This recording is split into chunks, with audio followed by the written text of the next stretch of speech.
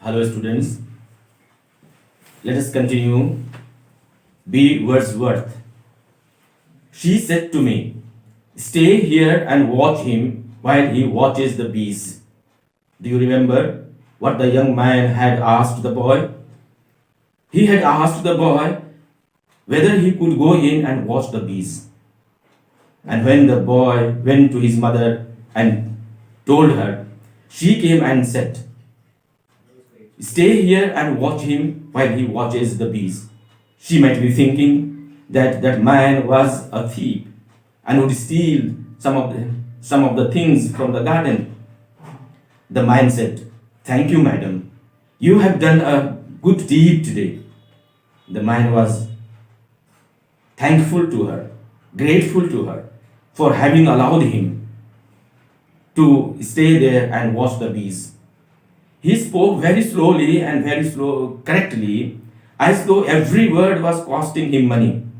Many a time it so happens that we utter words, we use words unnecessarily, hurting the feelings of others.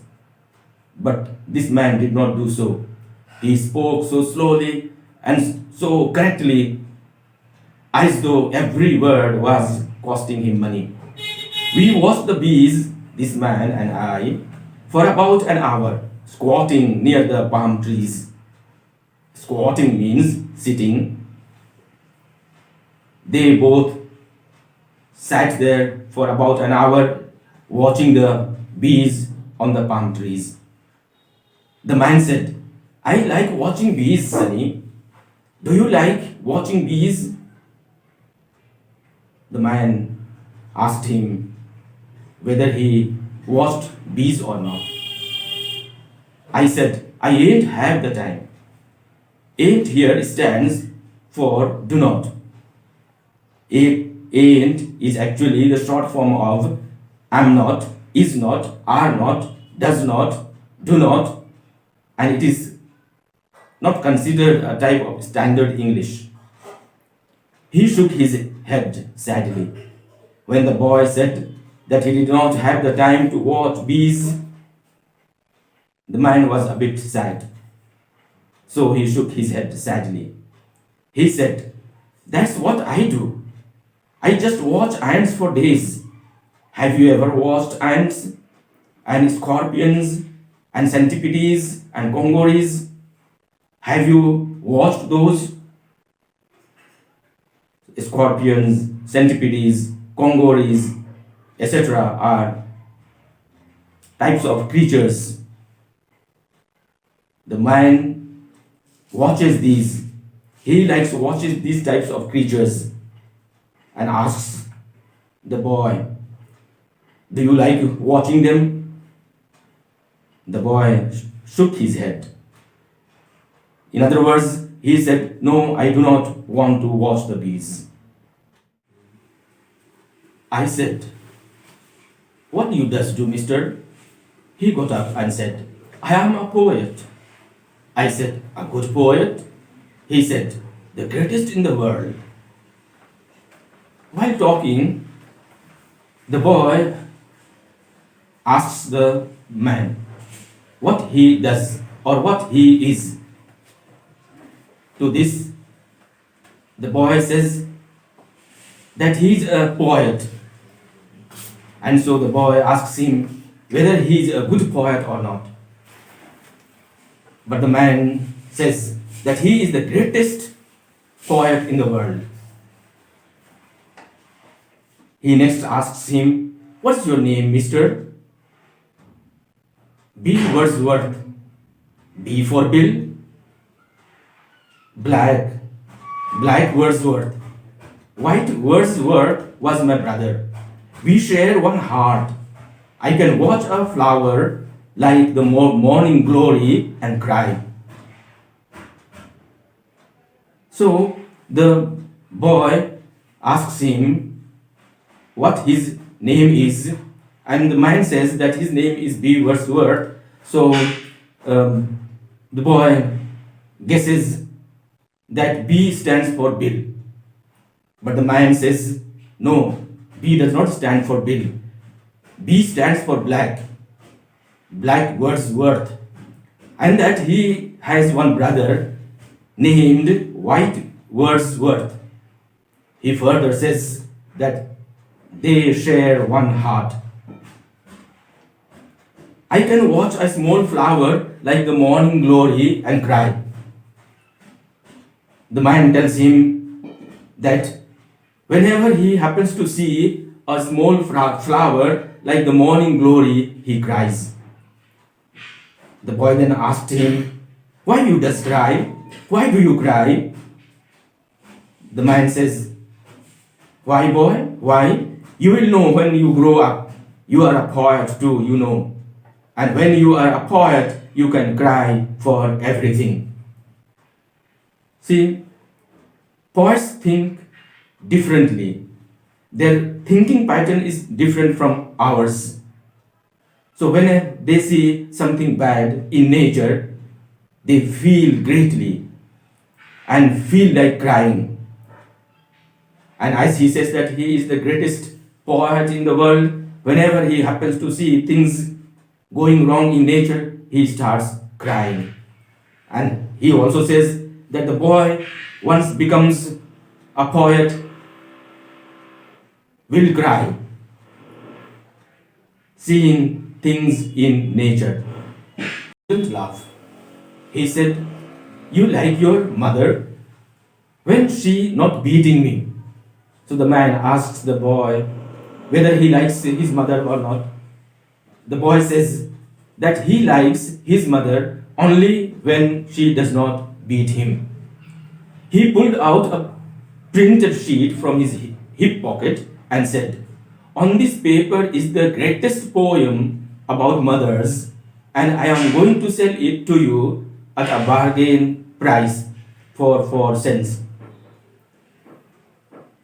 The man pulled out a printed sheet of paper from his hip pocket and told him that that was the greatest poem based on mothers and that he was going to sell it to him at a bargain price for 4 cents. I went inside and I said, "Ma, you want to buy a poetry for 4 cents? So the boy went inside and asked his mother whether she would buy a poem or not. My mother said, "Tell that blasted man to haul his tail away from my yard. You hear?" I said to B. Wordsworth, "My mother say she ain't have 4 cents. This paragraph shows how considerate, how understanding, how good the boy is. When he went and told her mother about the poem, she said, "Tell that blasted man." Blasted is an expression used when one gets angry. So the boy does not want to buy, the mother does not want to buy a poem from the poet and tells the boy to tell him to go away from there. To haul one's tail away from means to go away. And when he comes back to the poet, he does not say what his mother had told him. Instead, he says, "My mother says that she does not have 4 cents. B. Wordsworth said, "It is the poet's tragedy." And he put the paper back in his pocket. He didn't seem to mind. See, he had told the boy that he was going here and there trying to sell the poem. And it seems no one has bought any poem from him. And that's why B. Wordsworth said, "It is the poet's tragedy." And he did not seem to mind it because he knows that people are not interested in his poem. I said, "Is it a funny way to go around selling poetry like that? Only Caledonians do that sort of thing. A lot of people does buy." The boy tries to know whether going round trying to sell his poem is a funny way or not. He further adds that only Calypsonians do that sort of thing. Calypsonians are musicians who sing calypsos. And he also asks him whether many people have bought his poem or not. He said, "No one has yet bought a single copy." The poet says that no one has bought any poem from him. "But why you does it keep on going round then?" He said, "In this way I watch many things and I always hope to meet poets." The boy is trying to ask him why he goes here and there when no one buys his poem. The poet says that he goes around here and there so that he can see many things and meet poets. I said, "You really think I am a poet?" Remember, the man had told him that he too was a poet. And so in order to get it confirmed, he asked him whether he was a poet or not. "You are as good as me," he said. The poet said that he was as good a poet as he himself.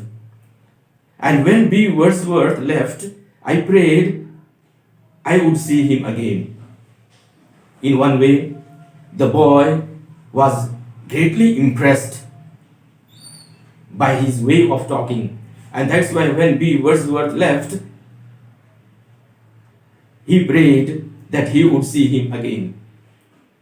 About a week later, coming back from school one afternoon, I met him at the corner of Miguel Street. To his surprise, when he came back from school one afternoon, he happened to see him waiting for him at the corner of Miguel Street. He said, "I have been waiting for you for a long time." I said, "You sell any poetry yet?" So he was waiting there at the corner of Miguel Street, and when the boy saw him, he asked him whether he has sold any poem or not.